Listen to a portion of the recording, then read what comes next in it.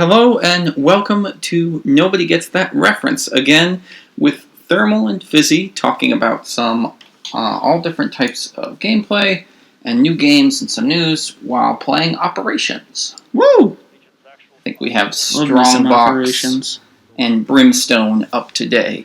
These were definitely the kind of slept on, I guess, sort of features of Modern Warfare. I don't think a lot of people played a lot of these. Seeing as how I don't see very many Zane skins out there, or at least original Zane skins. The ones you do see probably are people who have bought Zane packs or gotten the Zane Battle Pass, which as a fan of Zane, I highly recommend. We're playing Strongbox and Brimstone, as was already stated, and I just would like to mention, I don't think this was intentional, but I think we just happened to put on our two favorite ones, Thermal's favorite and my favorite, respectively. Yeah, I mean, Strongbox is it's a great mission because it's in the city, and I think the city design is really good. Ultimately, it's, that's a little graphically weird there. Ultimately, it's not a difficult mission, and it doesn't require that many steps, but parts of it can be very challenging, and I like sort of having to go to an objective, get something, and then come back out, and then sort of the exfil in the end. I'm always team sniper on these missions, and so it offers me a lot of verticality to do my job, kind of thing, which is nice. Well, I think it can be it's an interesting mission because it's how easy it is. I think it is essentially entirely dependent on how quickly you get to the vault door and go through. In this playthrough, if I recall, we got through fairly quickly, so it was a fairly simple job. But then on other circumstances, if you don't get the vault door right away, you just get swarmed by enemies, and it becomes a issue of just not necessarily that the enemies are difficult, but they're just coming in so constantly that you don't really have time to reach the vault door, which is a great way to level up guns and level up in general. Yeah, I've been stuck at the vault door probably for 15 or 20 minutes sometimes. I played with a lobby of, I guess I would call them super noobs one time where it took 2 hours to complete this mission, and we were at the vault door for about an hour and a half of that. So that's the kind of thing that we're working with, that's crazy. Yeah. But well, anyways. So, what's new in the gaming world? What things are you excited about? Well, certainly something I've been excited about, thinking about recently, and as of today, in recording, hopefully today in publishing this video, as of today, the trailer for Assassin's Creed Valhalla has been released. The next Assassin's Creed game. I would say that AC Odyssey was my favorite game of the last generation. Or, I guess, still the current generation. But soon to be last generation. Yes. When the PS5 and the Xbox 2? I don't know what it's called. Something. Whenever the new Xbox comes out. Xbox 720. Which is what everyone thought they were going to call it. Originally, how they had the original Xbox. And then I was reading an interview with one of the people who was on the team who designed it, and they were like, okay, we don't want to call it the Xbox 2, because we think that sounds stupid. And there was already the PlayStation 2. Yeah. So, and by the time the Xbox 360 came out, it was like a competitor for the PlayStation 3. So they didn't really want to put out to everyone that they were essentially a generation behind Sony. So they're like, well, we got to put 3 in the name, and how can we... Oh, well, the logo's a circle, so Xbox 360. And then we got the Xbox 360S, and then Xbox One, and, well, yeah, everyone knows that. So, Assassin's Creed. Have you played all of them? I played a bit of Assassin's Creed 1, like the original, the OG, and then I played some of AC Brotherhood. But other than that, and Black Flag. Oh yeah, you got into Black Flag. It was well, fun. We both got into Black Flag. Sail around. Yeah. It was a beautiful game, and it was great because we live in a kind of dreary part of the country. So being able to go to like beautiful, Jamaica, Kingston, the Caribbean, whenever we wanted, that was awesome. Indeed. I actually haven't quite played them all. Funnily enough, the two I haven't played are Assassin's Creed 2 and Brotherhood, which are, some people would say, the best. I would say Odyssey's the best, and maybe Origins. But other than that, I've played a little bit of at least all of them. Some of them I never really got into. Unity, I didn't. I got like maybe a quarter of the way through the main story and just put it away because I wasn't enjoying it. And even when I tried to pick it up, I couldn't even find it since I didn't have a digital copy. Remind me again, which one is Unity? Unity is France. Oh, it's Paris. the 4-player one that had all Yeah. the like weird glitches on day one, like where you Yes. can see people's teeth and all Yeah, that. it's all the freaky stuff. It's a beautiful game, but the gameplay is kind of just weird and it feels empty. And But you would say Origins and Odyssey Origins was kind of a soft reboot of the series, Oh, right? And they took completely. it in a more of a RPG direction, if I'm remembering correctly. yes, they took it in a very RPG direction, and additionally, they kind of removed it from. Well, there's no named assassins and Templars. There's the Order of Ancient, and then the hidden ones, which are the precursors. So they brought it out of that, brought it into ancient times, focused a lot on mythology, which I think is quite nice, because you had you would like go to the afterlife in one of the DLCs, Valley of Kings, I believe it was called, which is maybe my favorite video game DLC. It was where you were fighting, what was his name? Was it Ra? The giant? Not Ra. It was oh my goodness, I saw Ramses. you were fighting. I saw that Ramses. fight. That was a side quest, if I remember. The final boss was King Tut. Oh, yeah. Yeah, who it's just more name recognition than Ramses. like- Although Ramses was probably at the time much more revered As a by the pharaoh. Egyptians. Yes, he was basically seen as a god, and gosh, fighting him was hard. And great. So, well, Valhalla seems to be continuing that trend, although it is not ancient times like Odyssey and Origins. But it's still going. It looks like it's still going to be based on mythology. My guess is it's the same sort of RPG style gameplay that isn't as focused on stealth. They're certainly not the same type of stealth that was in the classic Assassin's Creed games, which involved a lot of blending in and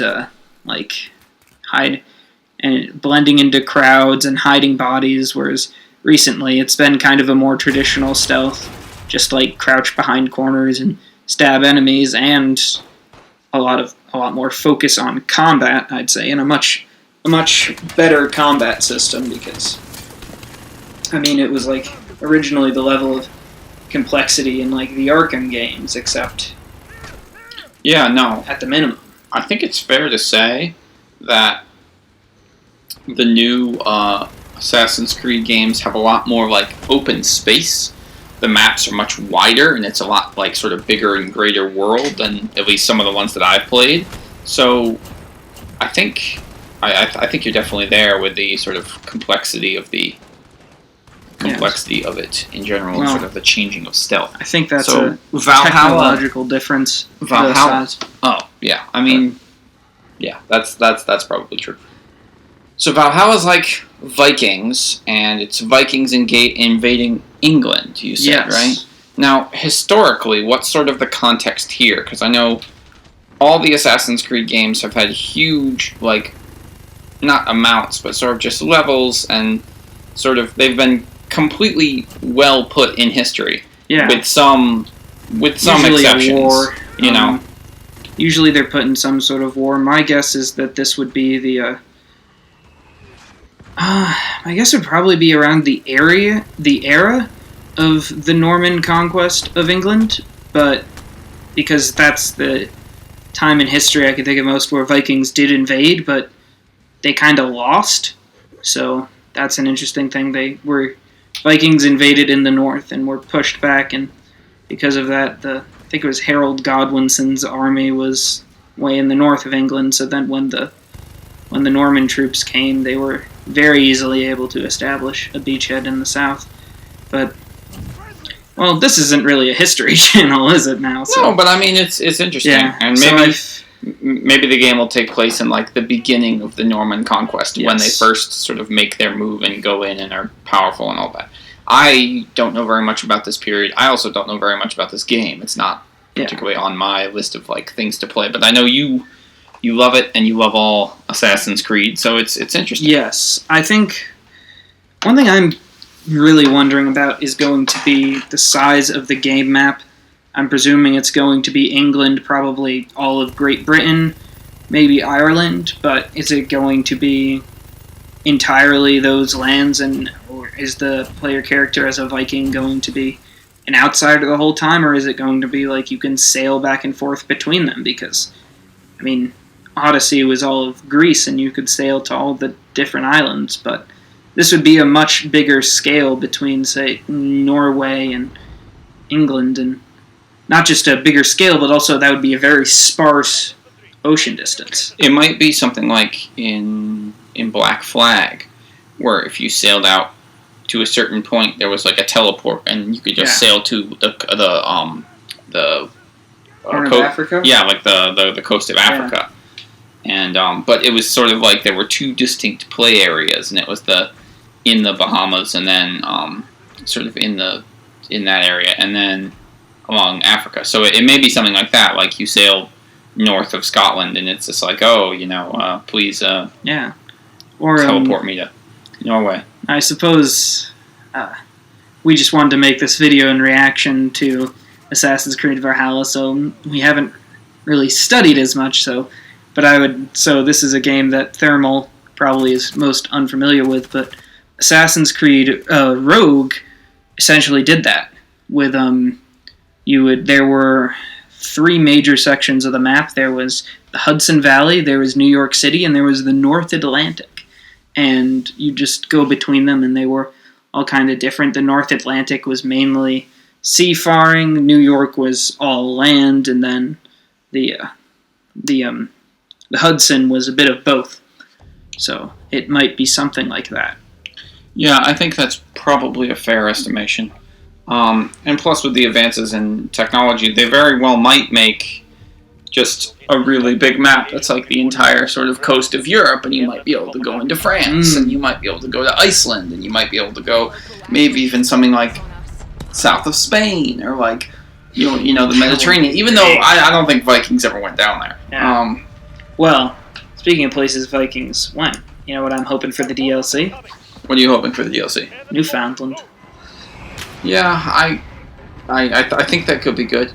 Except there'd be like no one there to fight, right? Yeah. I mean, I guess native people, but native peoples. If it's going to go more mythology, there could be beasts there, or things like that. Yeah. I mean, my favorite thing in Assassin's Creed ever was upgrading and playing with the Jackdaw in Black Flag and getting the really, really just awesome ship. So I hope that as a Viking, you'll be able to make your longboat like super longboat with like flaming, exploding arrows, and like put cannons on it or something. I don't know. Yeah. Totally history breaking, but like sort of totally one of the in my opinion, one of the more fun parts of Assassin's Creed, and there was ship-to-ship combat in Origins. In Odyssey. I don't remember any in Origins. There was ship-to-ship combat in Origins, but it was not free roam. It was like a very, very scripted parts of missions, and it was basically the same mechanics as in Odyssey. But Odyssey is very similar to Black Flag in its ship-to-ship combat, and also Rogue as well. Assassin's Creed 3 also had ship-to-ship combat, but it was, again, secluded to missions you'd select. And that was actually... I think that was an underrated part of that game. I don't think I've ever really heard anyone talk about that. Especially finding all the things and finding all the peg leg trinkets and doing all the little side missions to get Captain Kidd's treasure. That was the best. Yeah, I didn't play Assassin's Creed 3, so I can't really comment. But other than Valhalla coming out, which is big news, and probably, I think there's probably going to be somewhat of like an IV drip feed of news saying that E3 2020 was canceled due to coronavirus. Boo, boo. I know, like, we needed to, like, social distancing. I'm cool with that, but it makes me sad. Don't be mad about the cancellation. Be mad about the virus. Yeah. That's what I'll say. And ultimately, so I think any more gaming information we're going to get from studios and publishers is going to be sort of dripped to us. Is there anything else that you are particularly excited for that's coming in the near future? Well, I suppose that depends on a definition of the near future. I mean, something that's been... Let's say, like, within the next year. Okay. Well, then, I don't think anything in particular that I can think of. I was going to mention Elder Scrolls 6, which is... I mean, Elder Scrolls 6 is coming on the... Oh, this is not going to be me... This is not going to be me giving a date. It's going to be me saying Elder Scrolls 6 is coming to PS5 and next generation consoles, and it's probably going to be available. I think Bethesda's official Twitter said they were hoping 2021. That would make it 10 years after Skyrim, which seems like a fitting time, a fitting development cycle, if a little long. But I mean, that's Bethesda anyway. They work on a game for 10 years. I mean, additionally, we have had two big Fallout games in the time since Skyrim, if you count 76. Which I mean, I think you should. So and it's likely that they are going to be putting a pause on that particular series for a minute. I know not to expect a Fallout 5 until after, not to expect a Fallout 5 until after Elder Scrolls 6 comes out. That's the official word from them. Although, I did not mean to use that gunship.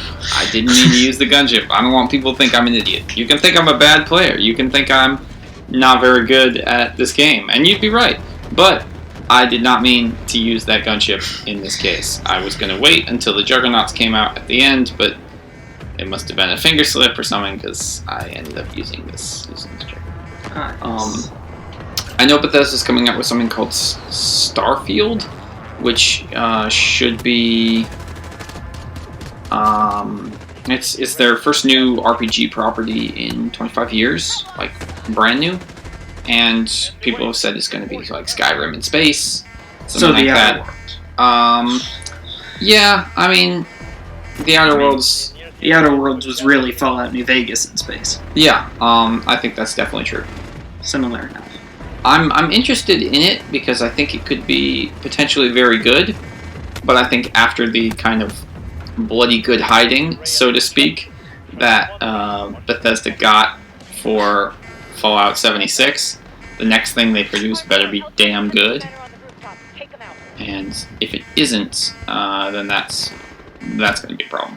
Then you'll be in a rage.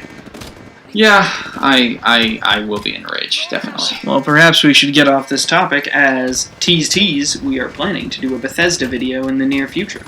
Yes. So is there any other gaming news or any other regular news that you want to talk about while I climb this ladder and get shot by a Juggernaut? Well... This is definitely the hardest mission. I mean, I do have an update on something I believe we talked about previously. Movie releases. Black Widow is being released in November. Oh, okay. Which is a bit disappointing, but that also means I believe that we will get Falcon and the Winter Soldier before Black Widow, which is interesting because that means Phase 4 is going to be kicked off by a TV show. Yeah, that's the first time that's ever happened, right? I mean, I guess this is the first Marvel TV show. Well, I guess Agent Carter, Agents of S.H.I.E.L.D. This is the first, I would say, probably like fully integrated MCU TV show. You had Agents of S.H.I.E.L.D., you had Agent Carter, you had them. I mean, at first at least, the Netflix shows were really trying to fit into Marvel canon of the MCU canon, but they kind of abandoned that as time went on, just because it didn't didn't make as much sense. I think it was because they wanted to be canonized, and MCU said, "Nope, sorry, Yeah. Netflix, we're not giving that to you," which I can understand. But at the same time, I also think maybe that wasn't the best decision. But whatever. So one thing I will say, actually, two things. One, so Bird of Prey has come out. I know you haven't seen it. I haven't seen it either. No? But it came out on home video instead of major release. They just released it for $25, like on Amazon, and you can buy it through your TV and sort of home media in general. And that, I think, was the first big AAA title, like major motion picture release of a film, not in theaters, but directly to home media. I know there was a lot of direct to VHS and a lot of direct to DVD sequels and prequels, in the early 2000s and the early 2010s, but most of those weren't like good, and people didn't expect much from them. But then you have this big title that suddenly, I don't know, it's coronavirus is really making a unique situation for movies, because people have to decide whether or not, because no one's going to the movie theater right now, because most places legally you can't. Yeah. And most places have to decide whether they want to delay and hope, or whether they want to release stuff on home media. There's the question of the Oscars, which we could get into if you want to, although... I think... it seems kind of early to get into that. I believe at some point I saw an article that was that subject, but... to be honest, I would be very, very happy if Sonic the Hedgehog was the 2020 winner for Best Picture. That would just make my day. And the other thing I was thinking about talking about was the AMC Universal sort of fight that's going on right now. Have you been reading about that in the news? No. So, Universal, the boss of Universal, whose name is Jeff Shell, he's kind of not a nice guy. Trolls World Tour just came out, as the kids movie with Justin Timberlake and someone else, the person who does the Cup song, I don't remember that musician's name. Anna Kendrick. As we all know, as massive fans of the Trolls franchise. Yes, totally. I have a Trolls tattoo. That's how you can identify us in public. Yeah, I got a Trolls face tattoos. If you ever see two people with Trolls face tattoos, it's Thermal and Fizzy. So Jeff Shell said, because everyone's kids are at home, everyone's parents want, the kids to have a movie to watch. They bought Trolls World Tour, and so all the kids watched it. It had very good sales numbers, not the numbers you'd expect from the second movie or possibly the third movie. I don't know in the franchise. We were joking about the being big fans part. Yes. In case you didn't realize. So, Universal announced the studio announced that Trolls World Tour would have a simultaneous release on video on demand, VOD, and in theaters, even before theaters had closed. So that made a lot of theater owners be like, I don't like that. And so what Jeff Shell said was, he said the studio will start simultaneous releases of its movies even when theaters reopen, because we don't need theaters. We can sell things at home and make way more money, and we don't need theaters eating into our profits. So the National Association of Theater Owners responded and said, this is only indicative that hundreds of millions of people are isolated in their homes watching Trolls World Tour and not going to the movies, and that's because of coronavirus, not shifting viewing preferences. AMC Theaters said they would no longer showcase Universal's film slate at any of its locations until Universal reversed its position or the CEO of Universal stepped down. Yes, and all of this it makes me think of last year, The Irishman, a Netflix release that for Oscar contention was also released in some theaters. AMC theaters wouldn't show it, and not just AMC, but many other theater chains just refused to show it on the grounds that it was going to be released. It's going to debut in theaters at the beginning of November and then be released on Netflix at the end of November, and it's 90-day window, I think was the policy.